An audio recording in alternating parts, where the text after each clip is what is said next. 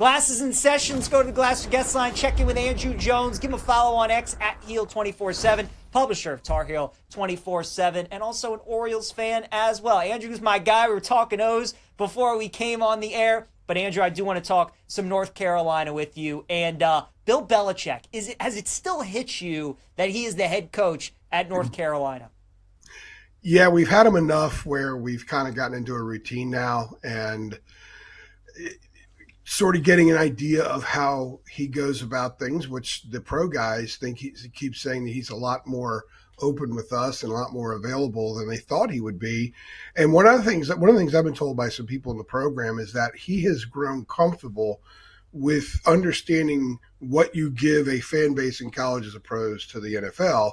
He doesn't have a Robert Kraft to answer to. He's got 6 million Carolina fans to answer to. It's a little different because you ask them for money in order to run your program. So he's warm to that idea. I think he doesn't mind questions about the backup guard, which maybe he didn't get too often in the NFL because there was a little more drama that people were driven by. I know that when I covered the NFL, they kind of wanted stories about the drama. It was a Cam Newton day, so there was plenty of it with the Carolina Panthers. So I think that as he's gone, as each time we get him, he's a little more comfortable. He's a little bit more information. He doesn't deflect questions unless he simply can't answer them. And those are usually questions about the state of the game because he's like, look, I haven't gone through a season yet. I can't answer that question. I'll defer to somebody else.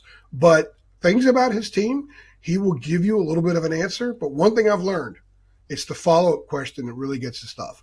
He may give you a little bit of a vanilla response, but if you specify with a follow-up, you're actually going to get something from him. And because of that, I've actually been able to quote him in stories that have been useful. And we weren't sure we were going to get that. What are some stuff that you've been getting that you think is useful as we get ready for the upcoming season? What's some answers that you heard from Bill that you think was pretty fascinating? Well, first of all, I think what's been interesting are the different players that they have made available. They're not taking requests from us who we want to talk to, which is the norm at most college programs.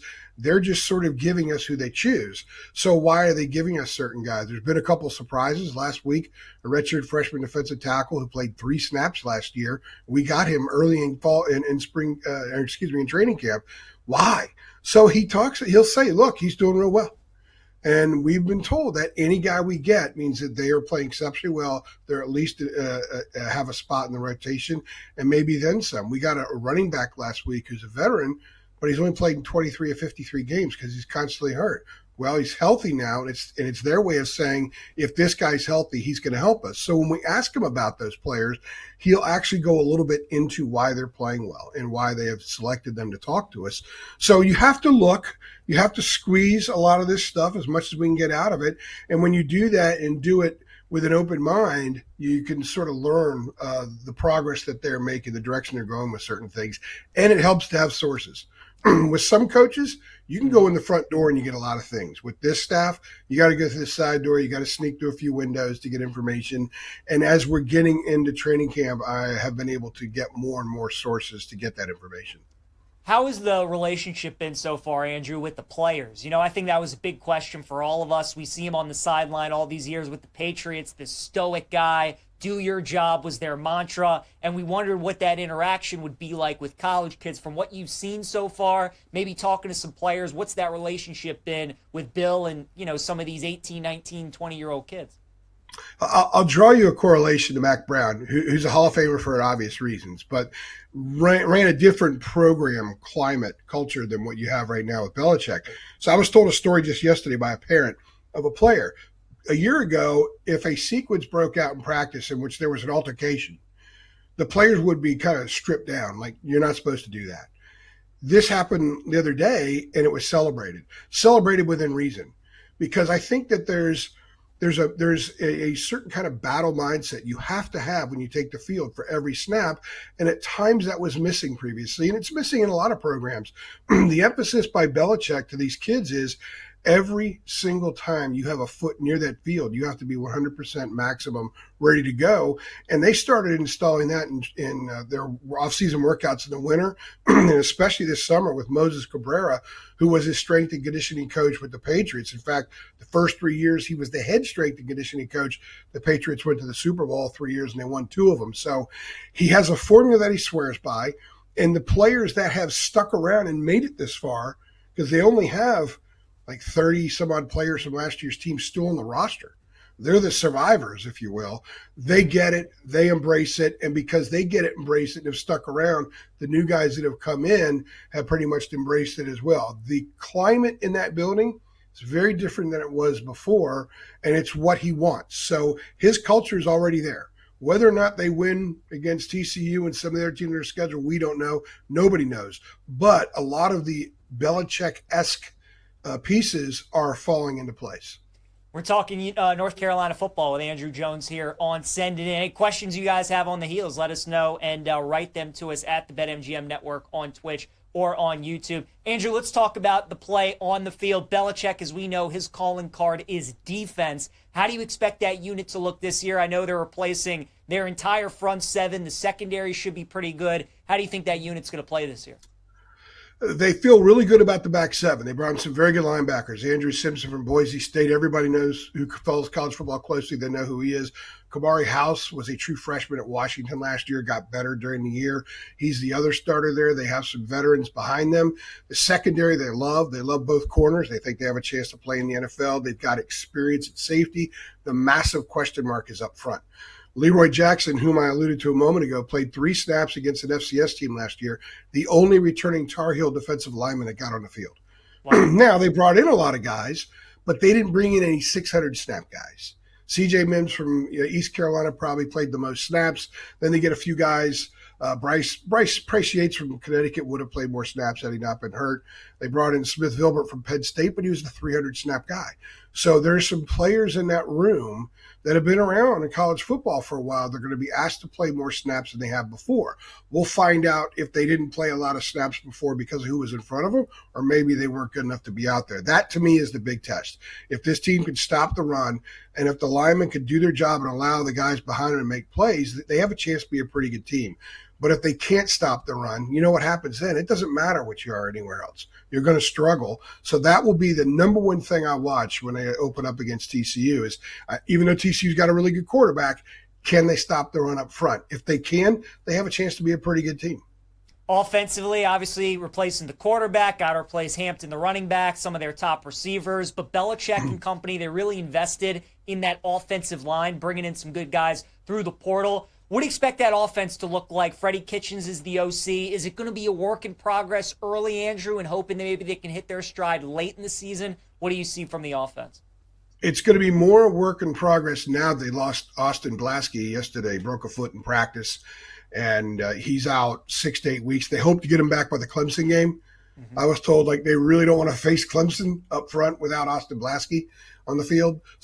And he was versatile. He could start at any of the 5 spots, but he was starting at center. So that changes things. When you got to move a backup to center, someone who's never started at this level at center before, either they were in FCS or they were at Rice, that could be problematic because then you're filling in other spots. So they're a little bit concerned about the offensive line, and they're a little bit concerned about how much they can use Gio Lopez at quarterback. He is the starting quarterback right now. He's way ahead of Max Johnson and Bryce Baker. And because he and Johnson are so different, they can only package certain things for one guy and certain for the other. So when you're preparing for a potential injury, there are some differences with what they would be able to do with either guy. But I think what you're going to see more of than we realized at the beginning, or we thought, expected, is RPO. A lot of people thought this was going to be straight pro stuff, but with Gio Lopez and his ability to run, and he's a strong dude, he can make tacklers miss. They're going to run a lot of RPO. And I asked someone a couple of days ago, or someone in the program, about Davion Goss, whom a lot of people think is the next 1,000-yard rusher at Carolina. Will he be that 1,000-yard rusher? And they said, with Gio there, he may not get enough touches. So I think you're going to see a lot of design runs, a lot of RPO runs for Gio Lopez, and they're going to try to throw to a bunch of speedy receivers out of that.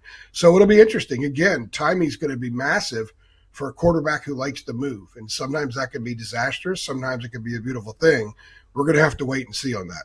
I love it. That's some good stuff, Andrew, because maybe looking at Gio Lopez, betting him some rushing props this season for North Carolina. We'll leave you with this, the schedule for UNC. Andrew, I mean, it really sets up well for him. You mentioned the Clemson game. That's really the only top team here in the preseason that they face, right? No Miami, no SMU, no Georgia Tech, no Louisville for UNC. That win total is about 6.5, 7.5 for North Carolina this year. I mean, is there a path for them to maybe get to Charlotte for the ACC title game? Do you think their ceiling is maybe only 8 or 9 wins this season? What do you think is best case for the Tar Heels this year? And ultimately, what do you think they end up doing this season? Funny, I just posted about 10 minutes ago on our site a podcast saying, who knows? It really is, who knows? I think the win range is 4 to 10, and a lot of things have to fall into place. When your question mark is your defensive line, and you're not 100% sure about the offensive line, and then you have a quarterback that you have to be creative with, that usually shouldn't bode a lot of confidence. Shouldn't bode well for confidence.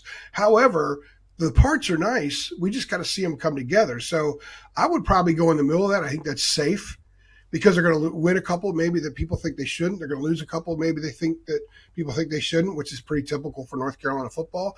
And really, I think that opener is huge. Are they clean in the opener? I asked Bill Belichick last week about the fact that when he was in the NFL, he was a head coach of 110 preseason games in his career in the NFL. He'll have none this month. They had those combined scrimmages in the NFL. They have none of that in college. So he's going to have to figure out what his unit is across the board, including the 66 guys currently on the special teams depth chart. They got to figure all that out before they kick off against TCU, because TCU will go into that game knowing who it is. Sonny Dykes knows his program. They got a really good quarterback. They got a lot of dudes back. They won 9 games a year ago. They're a pretty good club, good program.